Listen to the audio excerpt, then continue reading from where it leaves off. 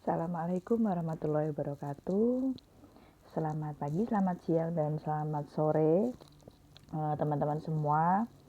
Bagaimana kabar kalian hari ini? Semoga selalu dalam lindungan Allah Subhanahu wa taala dan selalu dalam keadaan sehat walafiat.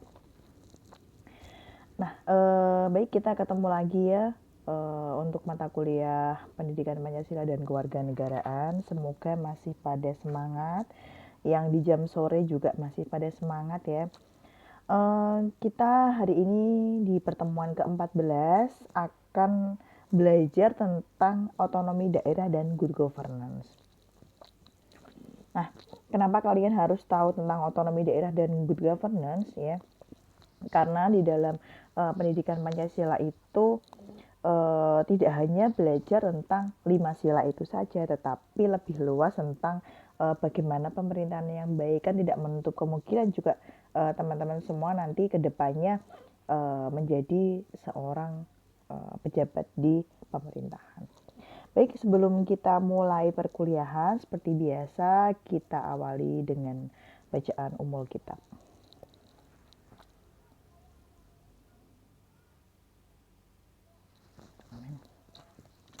Baik, langsung saja kita ke materi ya, tentang otonomi daerah dan good governance. Oke, materi kita hari ini kita nggak usah lama-lama nanti ya. Nah, otonomi daerah itu apa ya? Di dalam Undang-Undang Nomor 23 Tahun 2014 itu otonomi daerah diatur di situ tentang apa? Yaitu tentang pemerintahan daerah. Nah, di dalam undang-undang tersebut, otonomi daerah sendiri itu diartikan sebagai hak, wewenang, dan kewajiban daerah otonom untuk mengatur dan mengurus sendiri urusan pemerintahannya dan kepentingan masyarakat setempat di dalam sistem negara kesatuan Republik Indonesia. Jadi daerah itu diberikan hak untuk mengatur sendiri urusan pemerintahannya di daerah tersebut. Nah, prinsip-prinsip di dalam pemberian otonomi daerah sendiri itu apa? Ya, prinsipnya adalah menggunakan prinsip otonomi yang seluas-luasnya. Di dalam artian, daerah itu diberikan kewenangan untuk mengurus dan mengatur semua hal atau urusan pemerintahan di luar yang menjadi urusan pemerintahan yang ditetapkan di dalam undang-undang ini. Ya. Daerah mempunyai wewenang juga untuk membuat kebijakan daerah untuk memberikan pelayanan, peningkatan peran serta masyarakat, prakarsa atau membuat sesuatu, kemudian pemberdayaan masyarakat yang bertujuan pada peningkatan kesejahteraan rakyat. Ini menurut H.W. Wijaya tahun 2007. Kemudian prinsip otonomi daerah ya.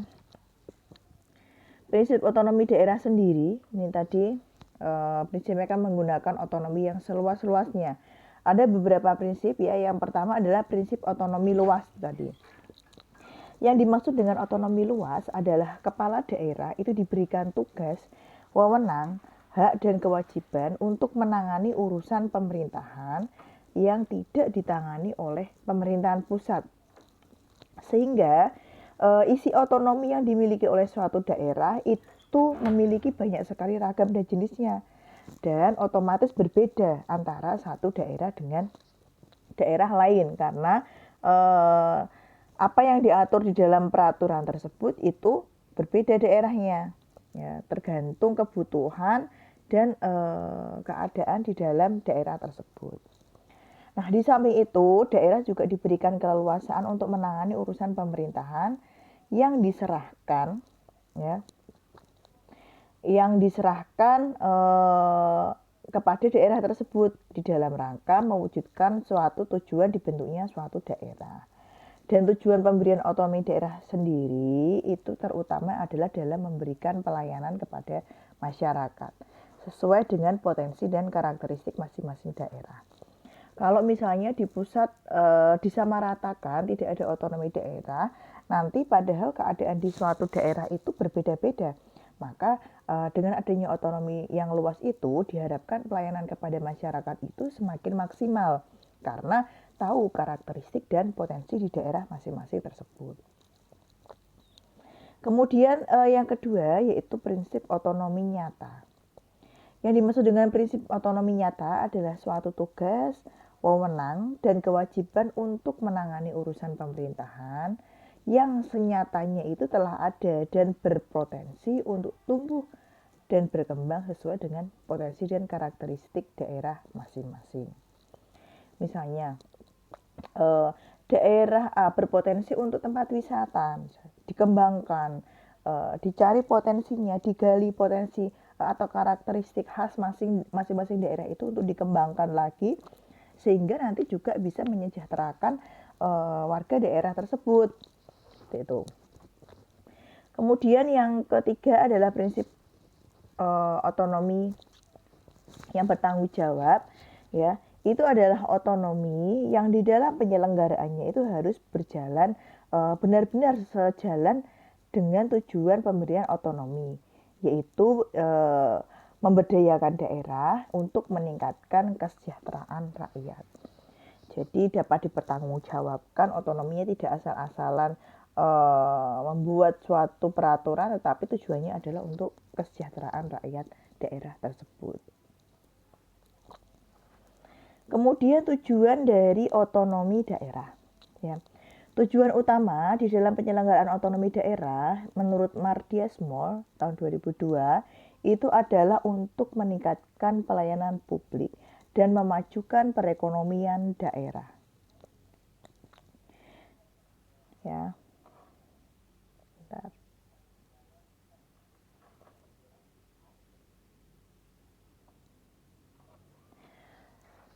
Dan memajukan untuk perekonomian daerah.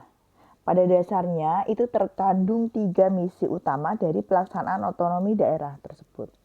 Yaitu yang pertama adalah meningkatkan kualitas dan kuantitas pelayanan publik dan kesejahteraan masyarakat.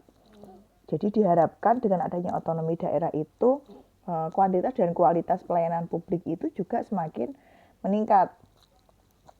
Kemudian menciptakan efisiensi dan efektivitas pengelolaan sumber daya daerah sehingga dapat mengatur sendiri sumber daya daerah yang ada di daerah tersebut. Kemudian memberdayakan dan menciptakan ruang bagi masyarakat untuk berpartisipasi dalam proses pembangunan. Ya, itu di tujuan dari otonomi daerah. Kemudian pelayanan publik. Pelayanan publik sendiri itu merupakan aspek yang sangat penting di dalam penyelenggaraan otonomi daerah. Keputusan Menteri Negara Pemberdayaan Aparatur Negara Kemenpan RB sekarang nomor 63 tahun 2003 tentang pedoman umum penyelenggaraan pelayanan publik itu menjelaskan definisi dari pelayanan publik, yaitu segala kegiatan pelayanan yang dilaksanakan oleh penyelenggara pelayanan publik sebagai upaya pemenuhan kebutuhan penerima pelayanan maupun pelaksanaan ketentuan peraturan perundang-undangan. Nah, implementasi dari pelayanan publik sendiri itu bagaimana ya? Jadi pelaksanaan dari pelayanan publik itu didasarkan pada beberapa asas-asas yang nanti kita bahas satu persatu. Yang pertama adalah asas transparansi, yaitu transparan atau bersifat terbuka.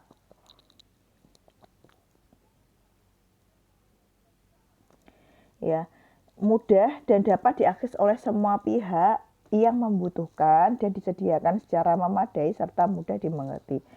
Jadi dengan adanya prinsip transparansi diharapkan tidak ada hal-hal yang ditutupi lagi. Kemudian akuntabilitas itu apa? Yaitu dapat dipertanggungjawabkan, yaitu sesuai dengan ketentuan peraturan perundang-undangan, jadi tidak menyalahi peraturan perundangan yang ada. Kemudian yang ketiga, asas kondisional, yaitu sesuai dengan kondisi dan kemampuan pemberi dan penerima layanan. Ya, jadi disesuaikan dengan daerah, dengan kemampuan dari pemberi dan penerima layanan, dengan tetap berpegang pada prinsip efisiensi dan efektivitas. Kemudian asas yang keempat di dalam implementasi pelayanan publik yaitu partisipatif. yaitu mendorong dari peran serta masyarakat di dalam penyelenggaraan pelayanan publik dengan memperhatikan aspirasi, suara-suara rakyat, pendapat rakyat, kebutuhan dan harapan masyarakat. Lalu ada kesamaan hak, ya, asas yang kelima, yaitu tidak diskriminatif. Dalam hal ini artinya adalah tidak membeda-bedakan suku, ras, agama, golongan, gender, maupun status ekonomi. Jadi semua sama di dalam pelayanan publik. Kemudian asas yang keenam itu adalah keseimbangan hak dan kewajiban, yaitu pemberi dan penerima pelayanan publik harus memenuhi hak dan kewajibannya masing-masing. Tidak hanya penerima pelayanan publik yang harus menaati kewajibannya. Ya. Gitu.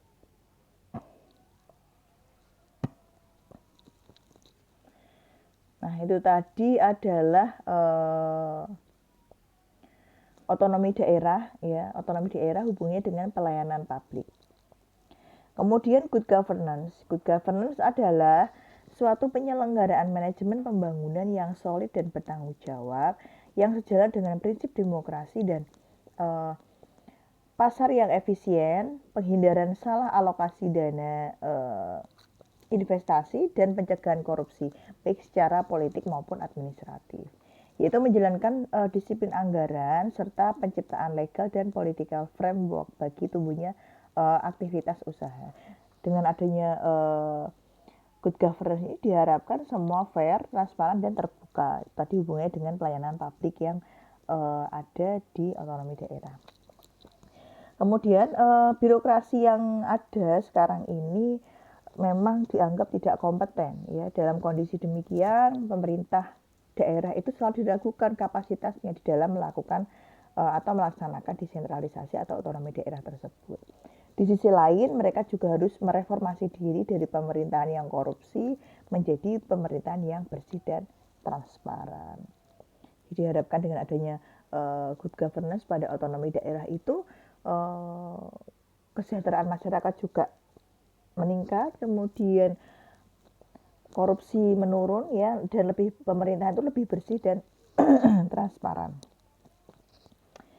Kemudian ciri-ciri dari good governance, ya. Ciri-ciri dari good governance itu apa?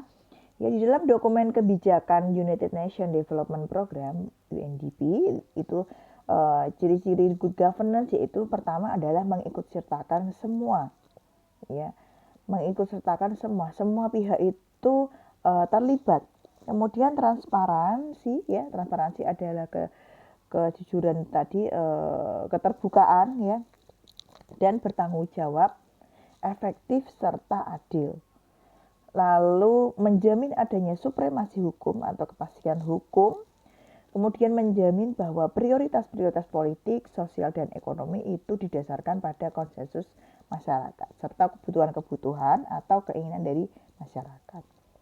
Lalu ciri good governance yang keempat yaitu memperhatikan kepentingan mereka yang paling miskin dan lemah di dalam proses pengambilan keputusan yang menyangkut alokasi sumber daya pembangunan. Jadi memang dari hal atau rakyat yang paling lemah, ya, yang paling di bawah itu yang wajib didengarkan apabila ingin terwujud good governance. Nah, penyelenggaraan pemerintahan yang demokratis saat ini adalah pemerintahan yang menekankan pada pentingnya membangun suatu proses pengambilan keputusan publik yang sensitif terhadap suara-suara komunitas. Yang artinya proses pengambilan keputusan itu bersifat hierarki. Keputusan bersifat hierarki berubah menjadi pengambilan keputusan dengan adil seluruh stakeholder. Jadi good governance itu juga harus adil. Nah, prinsipnya apa, ya? Tadi ciri-cirinya sekarang adalah prinsip-prinsip dari good governance. Dari hasil kajian dari Lembaga Administrasi Negara atau LAN, itu ada 9 aspek, ya, yang fundamental atau mendasar dalam perwujudan good governance. Yang pertama adalah partisipasi atau participation, yaitu partisipasi antara masyarakat, khususnya orang tua terhadap anak-anak mereka dalam proses pendidikan itu sangat dibutuhkan. Karena tanpa partisipasi orang tua, Pendidik ataupun supervisor itu tidak akan mampu bisa mengatasinya. Apalagi melihat sekarang ini semakin membawa pengaruh terhadap anak-anak yang banyak yang buruknya apabila tidak ada pengawasan dari orang tua. Jadi partisipasi itu sangat penting di dalam good governance. Kemudian penegakan hukum atau rule of law itu dalam pelaksanaan tidak mungkin dapat berjalan dengan kondusif apabila tidak ada sebuah hukum atau peraturan yang mendasari dan ditegakkan di dalam penyelenggaraannya. Nah, aturan-aturan itu disertai dengan sanksi-sanksinya juga untuk meningkatkan komitmen dari semua pihak untuk mematuhinya. Aturan tersebut dibuat tidak dimaksudkan untuk mengekang kebebasan, tetapi untuk menjaga keberlangsungan pelaksanaan fungsi-fungsi pendidikan dengan seoptimal mungkin. Yang ketiga yaitu prinsip transparansi ya. Persoalan saat ini adalah kurangnya keterbukaan atasan kepada para stafnya atas segala hal yang terjadi, di mana hal itu dapat menimbulkan percekcokan antara satu pihak dengan pihak lain sebab manajemen yang kurang transparan. Harusnya kalau good governance itu prinsipnya adalah keterbukaan antara semua pihak sehingga apabila ada permasalahan itu dapat segera diatasi. Kemudian ini ketransparansi itu juga lebih baik dilaksanakan di berbagai bidang kebijakan untuk meningkatkan kualitas, baik di bidang pendidikan ataupun good governance atau pemerintahan yang lain. Kemudian responsif ya, salah satu untuk menuju cita good governance ada responsif, yaitu atasan atau pertanggungjawaban ya, responsiveness, atasan yang peka, tanggap terhadap persoalan-persoalan yang terjadi di lembaga pendidikan. Ya, ini kalau di pendidikan. Kalau di pemerintahan juga seperti itu. Tanggap terhadap persoalan-persoalan yang ada di masyarakat atau di pemerintahan. Nah, kemudian harus bisa menganalisa kebutuhan-kebutuhan dari mereka juga. Jadi tanggapan dari kebutuhan masyarakat itu pemerintah sebagai good governance itu harus responsif terhadap keinginan atau kebutuhan ya, tapi bukan keinginan sih, kebutuhan dari masyarakat. Kemudian 5 atau itu adalah konsensus ya. Ini aspek fundamental untuk cita good governance adalah perhatian dari atasan ya, supervisor itu atasan di dalam melaksanakan tugasnya, yaitu pengambilan keputusan secara konsensus, di mana pengambilan keputusan dalam suatu lembaga itu harus melalui musyawarah. Kita kembali lagi ke Pancasila ya, di sila keempat itu bahwa dalam pengambilan keputusan itu menggunakan musyawarah dan semaksimal mungkin mendapatkan kesepakatan bersama untuk mencapai mufakat. Di dalam pengambilan keputusan itu juga harus dapat memuaskan semua pihak ya, tidak hanya satu sisi pihak lain, sehingga keputusan itu bisa memiliki kekuatan di dalam menentukan suatu keputusan atau kebijakan. Itu adalah prinsip good governance. Kemudian kesetaraan dan keadilan ya. Asas kesetaraan dan keadilan ini harus dijunjung tinggi oleh baik atasan ataupun staf-staf di dalam pelaksanaannya sehari-hari. Di mana di dalam suatu lembaga baik itu secara pendidikan atau pemerintahan yang plural yaitu baik secara etnik, agama, budaya itu akan sering sekali menimbulkan atau memicu banyak sekali permasalahan. Kemudian proses pengelolaan atasan yang baik itu juga akan memberikan peluang jujur dan adil, sehingga tidak ada seorang pun atau pegawainya ya atau rakyat yang merasa teraniaya dan tidak memperoleh apa yang menjadi haknya. Kalau di pemerintahan itu seperti itu. Lalu yang ketujuh adalah efektivitas dan efisien. Efektivitas dan efisien ini berdaya guna dan berhasil guna ya. Efektivitas diukur dengan parameter produk yang dapat menjangkau besarnya kepentingan dari berbagai kelompok masyarakat kalau di masyarakat, sedangkan efisien itu dapat diukur dengan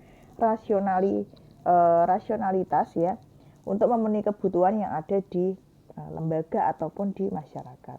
Di mana efektivitas dan efisien itu di dalam proses pendidikan itu bisa memberikan kualitas yang memuaskan.